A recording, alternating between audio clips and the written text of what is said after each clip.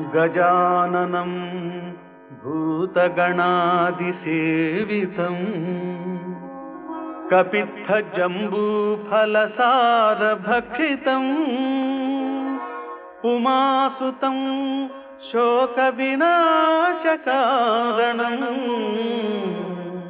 नमामि विघ्नेश्वरपादपङ्कजम्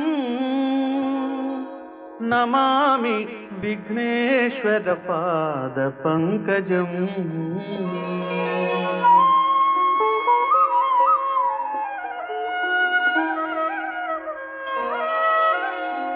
ಶರವು ಮಹಾಗಣಪತಿ ನಮಗೆ ನಿನ್ನದೇ ಸ್ತುತಿ, ಶರವು ಮಹಾಗಣಪತಿ ನಮಗೆ ನಿನ್ನದೇ ಸ್ತುತಿ, ಅನುದಿನವೂ ಭಕ್ತರು ನಿನ್ನ ನಂಬಿರುವರು.